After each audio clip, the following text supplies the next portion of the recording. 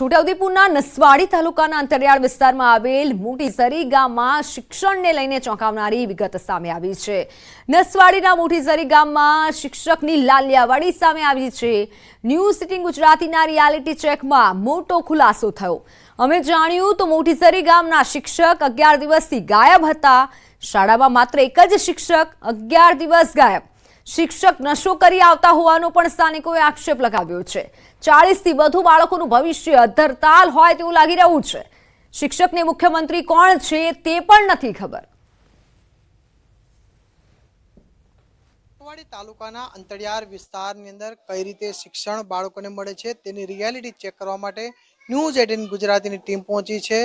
ખાસ કરીને આજે મોટીઝરી ગામ છે ત્યાં બિલકુલ જર્જરિત હાલતની અંદર એક ઓરડો છે જે આપ જોઈ શકો છો। લાકડાના ટેકે અટકી રહેલો આ જે ઓરડો છે તેમાં નાના નાના બાળકો અભ્યાસ મેળવી રહ્યા છે। આમ તો આ ક્યારે પડી જાય તેનું નક્કી નથી અને આ જ મોટીઝરી શાળાની અંદર 1 થી 5 ની શાળા છે અને અંદાજે 40 જેટલા બાળકો અહીં અભ્યાસ મેળવી રહ્યા છે।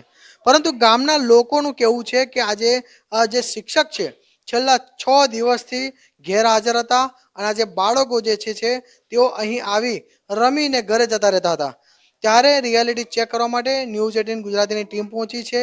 ખાસ તો આપ જોઈ શકો છો કે આ જે શિક્ષક છે બાળકોને અભ્યાસ આજે આપી રહ્યા છે પરંતુ રજિસ્ટરની અંદર આજે પણ તેઓની ગેરહાજરી છે। જ્યારે શિક્ષકની સાથે વાત કરવા ગયા તે સમયે શિક્ષકે એવું કહ્યું કે અમે કપાત રજા મૂકીને ગયો હતો અને 11 દિવસ સુધી સતત ગેરહાજર રહ્યા હતા પરંતુ કોઈ પણ શિક્ષક અહીં આવ્યા નથી। બાળકોને ભણતર મળ્યું નથી। ત્યારે આપણી સાથે જ આ શિક્ષક છે અને આ જે વિદ્યાર્થીઓ છે આપણે શિક્ષક સાથે વાત કરવાનો પ્રયત્ન કરીશું। કેમેરામેનને કહીશ કે સામે આવી જાય તો આ જે શિક્ષક છે તેમની સાથે આપણે વાત કરવાનો પ્રયત્ન કરીશું। તો આ જે શિક્ષક છે હાલ તો બાળકોનો અભ્યાસ આપી રહ્યા છે। આપણે શિક્ષક સાથે જ વાત કરીશું। સાહેબ આપનું નામ શું છે અને આપ કેટલા દિવસથી ગેરહાજર હતા સાહેબ? સ્કૂલને તાળા મારેલા હતા। બાળકોને અહીં અભ્યાસ કરવા માટે આવું હતું પરંતુ સ્કૂલને તાળા જોઈને બાળકો ઘરે જતા રહેતા તેવું ગામના લોકોનું કેવું છે, શું કહેશો? તમને મેં શું કીધું તો મારે મેં બધું બસ આપલો જ તો પછી અહીંયા નહીં આવ્યા છે મેં શું કરું પછી આપલો કે નહીં બધું મેં? સાહેબ આપણા ગુજરાતના ગૃહમંત્રી કોણ છે સાહેબ? નથી ખબર સાહેબ? સાહેબ આપણા મુખ્યમંત્રી કોણ છે એના? સાહેબ મુખ્યમંત્રી પણ નથી ખબર તમને?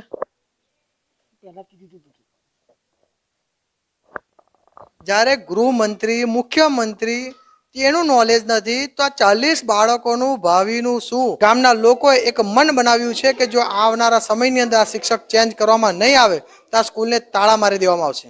સેજબ ખત્રી, ન્યૂઝ 18 ગુજરાતી, છોટાઉદેપુર। શિક્ષકની ગેરહાજરી અંગે વિરોધાભાસી નિવેદન સામે આવ્યું છે। 11 દિવસની રજાની જાણ કરી હતી તેવું શિક્ષકનું કહેવું છે। અમને કોઈ જાણ નથી કરી તેવું તાલુકા શિક્ષણ અધિકારીનું કહેવું છે। અમે ગયા ત્યારે શિક્ષક નશામાં હતા તેવું ટીપીઓનું નિવેદન સામે આવ્યું છે।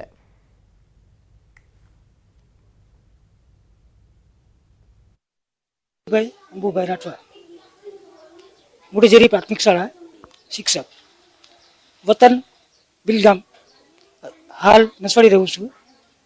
થોડીક કામની અર્થે 11 દાડાની કપાત કરેલ છે મેં અને રજા પર મૂકી દીધેલી છે બસ। 11 દાડા 11 દિવસની રજા મૂકી દીધી તો સ્કૂલ બંધ હતી તો બાળકોને અભ્યાસ માટે કેટલી તકલીફ પડી? તમે બીજા પાસે આવતેલા બધા બંદોબસ્ત આપતેલો ને પાસે આવતેલા ત્યાં રજિસ્ટરમાં તો રજા કોઈ આવેલું છે નહીં। બીજા આવે પાછા નહીં આવે તો મેં શું કરું? અમને કંઈ એમના મુખ્ય શિક્ષક તરફથી કે એના તરફથી કોઈ જાતનો કોઈ રિપોર્ટ મળેલ ન હતો। શિક્ષણ વિભાગમાં કે એમાં એનો કોઈ એ બાબતનો કોઈ લેટર અમને મળ્યો નથી કે એને કોઈ જાતનો રિપોર્ટ અમને આપેલ નથી। હા, અમે જે વખત ત્યાં ગયા હતા તે વખતે નશાની હાલતમાં હતા અને એ બાબતનો અમે રિપોર્ટ ઉપલી કક્ષાએ કરેલ। મોટીઝરી ગામના લોકોનો ચોંકાવનારો દાવો છે। શિક્ષક નશાની હાલતમાં આવે છે। શિક્ષકની બદલીની સ્થાનિકોએ માંગ કરી છે।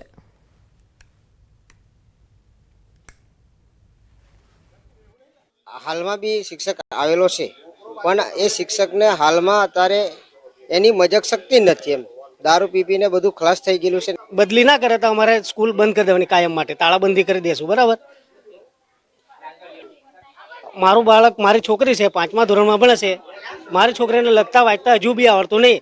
હવે મારે 6ઠ્ઠા ધોરણમાં બહાર મૂકવું તો કેવી રીતે અમારે મૂકવું? હા સાહેબ, અમારે છોકરોને કઈ આવડતું નહીં બરોબર, અને સાહેબ જરી બધા લાખીને જ આવે કહેવાય, ભણાવવા દે લઈને જ આવે, એટલે છોકરાને ગોટા બી નહીં ને કશું એને કઈ ગોટા નહીં કહેવાય માસ્તરને. તો મલ્ટી લેવલ પાર્કિંગ શોભાના ગાંઠિયા સમાન પાર્કિંગના વપરાશ પહેલા જર્જરિત થયું છે. અમદાવાદના પ્રહલાદનગરમાં આવેલું છે આ પાર્કિંગ. ન્યૂઝ સિટી ગુજરાતીના રિયાલિટી ચેકમાં ઘટસ્ફોટ થયો છે. પાર્કિંગની છતમાંથી પાણી પડી રહ્યું છે. 7 મહિના પહેલા જ પાર્કિંગનું લોકાર્પણ થયું હતું.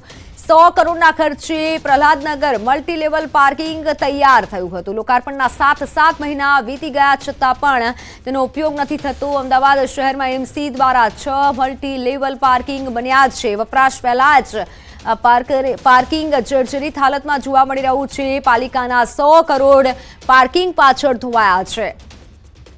7 મહિના પહેલા આ પાર્કિંગનું લોકાર્પણ કરવામાં આવ્યું હતું અને હવે આ પાર્કિંગની આવી હાલત છે. મહાનગરપાલિકા દ્વારા જે ખર્ચ કરવામાં આવ્યો હતો તે પાણીમાં ગયો છે. પાર્કિંગનો વપરાશ થાય તે પહેલા જ પાર્કિંગ જર્જરિત હાલતમાં જોવા મળી રહ્યું છે. 2 વ્હીલર અને 4 વ્હીલર માટે પાર્કિંગ માટેની સુવિધા આપવામાં આવતી હોય છે અને આ રીતે મહાનગરપાલિકા પાર્કિંગ માટે અલગ અલગ જગ્યાએ 5 મલ્ટી લેવલ પાર્કિંગ હાલ વર્કિંગ કન્ડિશનમાં છે અને ટૂંક સમયની અંદર પ્રહલાદનગર જે મલ્ટી લેવલ પાર્કિંગ છે એ પણ કાર્યરત થઈ જશે. કઈ રીતની ગુણવત્તાવાળું કામ છે તે અહીં કોન્ટ્રાક્ટરે કર્યું છે એ સૌથી મોટો સવાલ છે. અને સાથે જ આપી શકાય છે કે દ્રશ્યોની અંદર કઈ રીતની આખું જે પાર્કિંગ છે, પાર્કિંગની જે છત હોય છે એ છતમાંથી પાણી ટપકી રહ્યું છે અને આ દશાથી સમજી શકો છો નીચે કઈ રીતે આખી દશા છે. કદાચ મહાનગરપાલિકાના અધિકારીઓને આ દ્રશ્યો નહીં જોવા મળ્યા હોય, કદાચ એ વિઝિટમાં પણ અહીં નહીં આવ્યા હોય. જો વિઝિટમાં આવ્યા હોત તો આ પ્રકારની ઘટના ના બની હોત. સૌથી મોટી સવાલ ખાટલે ખોટ એ જોવા મળી રહી છે કે મલ્ટી લેવલ પાર્કિંગો કરોડો રૂપિયાના ખર્ચે બની રહ્યા છે પરંતુ તેનો ઉપયોગ નથી થઈ રહ્યો. એક તરફ હાઈકોર્ટ એમ કહી રહી છે કે આ પાર્કિંગ પોલિસી અપનાવો અને આટલા મોટા પાર્કિંગ બનાવવામાં આવી રહ્યા છે. પાર્કિંગ જે કહી શકાય કે multi level parking with commercially એકમો છે પ્રહલાદનગર વિસ્તારની અંદર, પરંતુ તેનો ઉપયોગ હજુ પણ નથી થઈ રહ્યો. 7 મહિના વીતી ગયા તેમ છતાં પણ હજુ આ પાર્કિંગ ઉપયોગમાં નથી. ધૂળ ખાઈ રહ્યું છે આ પાર્કિંગ છે. હવે એ સત્તાધીશોને અને એ અધિકારીઓને જોવાની જરૂર છે કે આટલી દુર્દશા આ મલ્ટી લેવલ પાર્કિંગની કેમ, કોના પાપે, કોની ભૂલના કારણે આ પ્રકારની ઘટનાઓ બની રહી છે અને તેનો ઉપયોગ છે એ જનતા છે, જે પ્રજા છે તે નથી કરી રહી. કેમેરામેન સૈનિક મહેતા સાથે પ્રણવ પટેલ, ન્યૂઝ 18 અમદાવાદ. સુરતની માંડવી સુગર મિલનો વિવાદ વકર્યો છે. અંદાજિત 250 કરોડ રૂપિયાની પ્રોપર્ટી માત્ર 36 કરોડમાં જ વહેંચી દેવામાં આવી છે. યુનિયન બેંકની હરાજીમાં મહારાષ્ટ્રની જુનર સુગર પ્રાઇવેટ લિમિટેડ દ્વારા જમીન અને મશીનરી સાથે સુગર મિલ 36 કરોડમાં વહેંચવામાં આવી છે, ખરીદવામાં આવી હતી અને જેથી દક્ષિણ ગુજરાતના રાજકારણમાં તેમજ માંડવી સુગરના સભાસદોમાં ખળભળાટ મચી ગયું છે. સુગર ફેક્ટરીના ગેટ નજીક ઠેર ઠેર બેનરો લગાવવામાં આવ્યા. મિલ જ્યારે બંધ થઈ ત્યારે 27 કરોડ રૂપિયા ખેડૂતોના અને મજૂરોના તેમજ 5 કરોડ રૂપિયા ટ્રાન્સપોર્ટરોના પણ બાકી હતા, જેઓ સરકાર દ્વારા આ સુગર મિલને ફરી કાર્યરત કરવાની આશા લઈ અને બેઠા છે.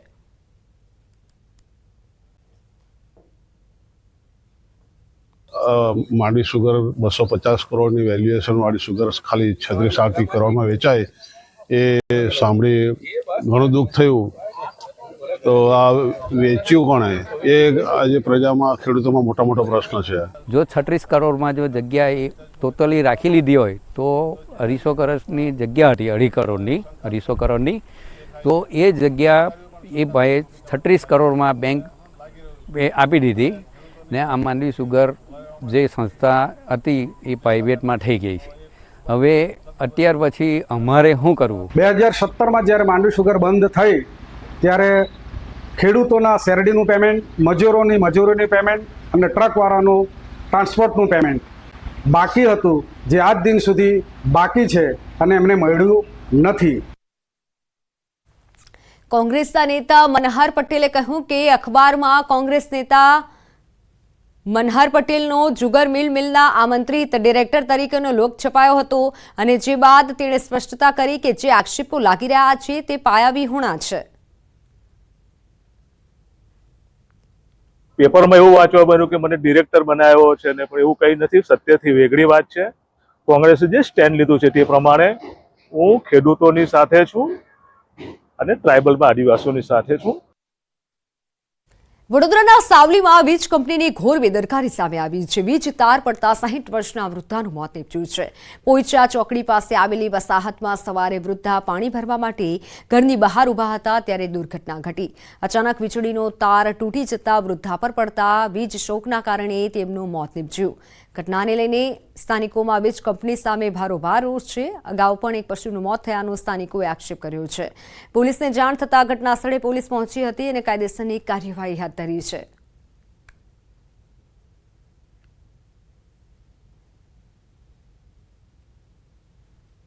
સવારે 5 વાગે ઉઠીને પાણી ભરતા હતા તો અચાનક લાઇટનો થાંભલાથી એક વાયર તૂટતા મારી બા પર પડ્યો તો મારી બાનું તરત જ મૃત્યુ થઈ ગયું. અમને બસ યોગ્ય ન્યાય અમને મળવો જોઈએ. બનાસકાંઠામાં આધાર કાર્ડ કઢાવવા ભારે ભીડ જોવા મળી. જનસેવા કેન્દ્રમાં વિદ્યાર્થીઓની ભારે ભીડ જોવા મળી. વિદ્યાર્થીઓને શિષ્યવૃત્તિ માટે આધાર કાર્ડ લિંક કરવાનું હોવાથી ભીડ લાગી. માત્ર 50 જેટલા જ ટોકન આપવામાં આવતા હોવાથી વિદ્યાર્થીઓમાં રોષ છે. માત્ર આધાર કાર્ડ માટે 2 જ મશીનો હોવાથી વિદ્યાર્થીઓ સહિત વાલીઓએ હોબાળો મચાવ્યો.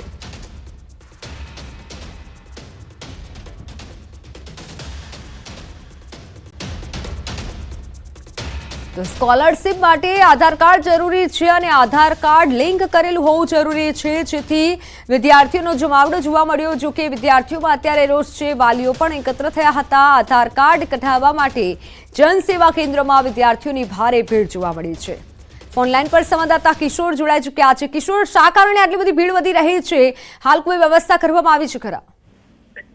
ચોક્કસ મિત્તલ, આપણે જણાવી દઉં કે અત્યારે જે શિષ્યવૃત્તિ માટે આધાર કાર્ડ લિંક કરાવવાનું હોવાથી અત્યારે પાલનપુર અને ડીસા ખાતે જે જનસેવા કેન્દ્ર આવેલા છે કે જે આધાર કાર્ડ કઢાવવા નીકળે છે ત્યાં વિદ્યાર્થીઓની ભારે ભીડ જોવા મળી રહી છે. મહત્વનું છે કે પાલનપુર શહેરની અંદર જે જનસેવા કેન્દ્ર છે ત્યાં માત્ર આધાર કાર્ડના 2 જ મશીનો મૂકેલા છે અને 50 જેટલા જ ટોકન આપવામાં આવતા હોવાથી વિદ્યાર્થીઓમાં અત્યારે રોષનો માહોલ જોવા મળી રહ્યો છે. વિદ્યાર્થીઓ તેમજ વાલીઓની માંગ છે કે બનાસકાંઠા જિલ્લામાં જે જગ્યા પર જનસેવા કેન્દ્ર આવેલા છે ત્યાં આધાર કાર્ડની વધુ કીટો મૂકવામાં આવે અને અત્યારે પાલનપુર અને ડીસા જનસેવા કેન્દ્ર ખાતે મોટી સંખ્યામાં વાલીઓ સાથે વિદ્યાર્થીઓ ઉમટી પડ્યા છે અને વાલીઓએ હોબાળો પણ મચાવ્યો હતો. જી બિલકુલ કિશોર, આભાર માહિતી બદલ.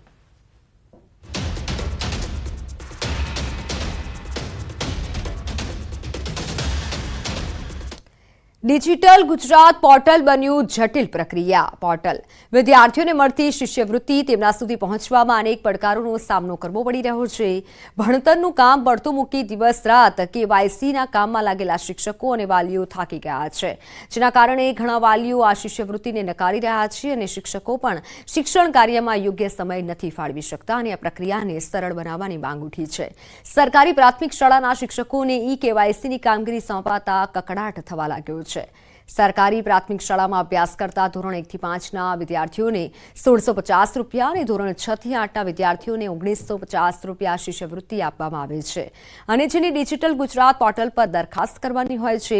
એ દરખાસ્ત કરવા માટે સૌથી પહેલા વિદ્યાર્થીનું બેંક ખાતું હોવું જોઈએ. બેંક ખાતું ખોલવા માટે આધાર કાર્ડ હોવું પણ ફરજિયાત છે. શિષ્યવૃત્તિ માટે વિદ્યાર્થીનું ધોરણ પૂરું થતાં નામ, માતાનું નામ, જન્મ તારીખ, જિલ્લો, તાલુકા, વસાહત, ઘરનું સરનામું, પિનકોડ, માતા પિતાનો વ્યવસાય, કોમ્યુનિટી કાસ્ટ, ધર્મ, શારીરિક ખોડખાપણ, કુટુંબની આવક, વાલીનો મોબાઈલ નંબર, વિદ્યાર્થીના ટકા, હાજર દિવસ, BPL નંબર, વિદ્યાર્થીનું આધાર ટેસ્ટ, આધાર નંબર, રેશન કાર્ડ નંબર, આધાર KYC, bank details, IFSC code, bank account number વગેરે વિગતો અપલોડ કરવાની હોય છે. તો જ દરખાસ્ત સબમિટ થાય છે, નહીતર નથી થતી. એટલે આટલી પ્રક્રિયા કરવાની હોવાથી વાલીઓમાં પણ અત્યારે રોષ છે.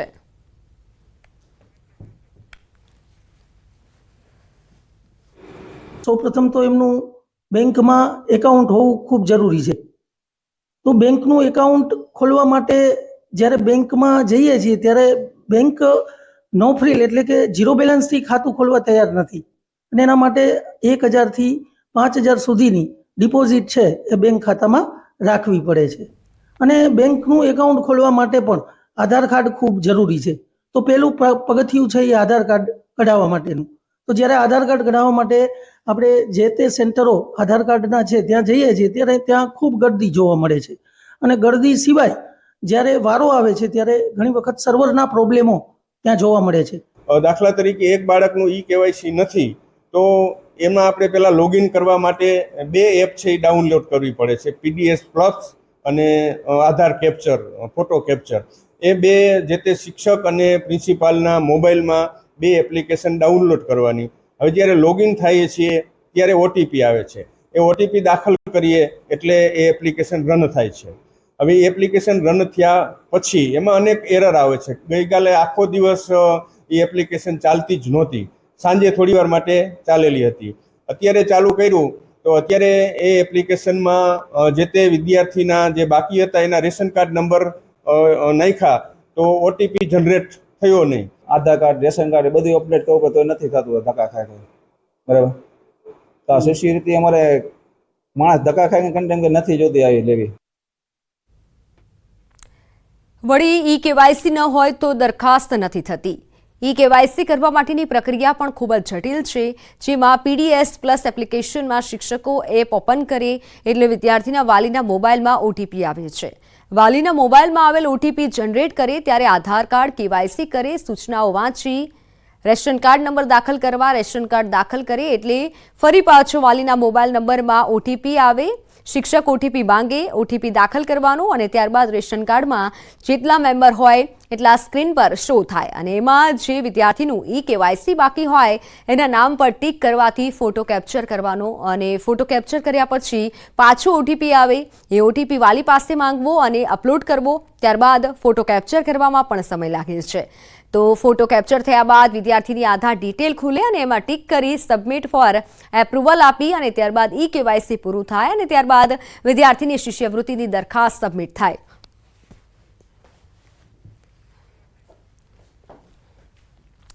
તો હાલ સમાચારોમાં સમય થયો છે વિરામનો.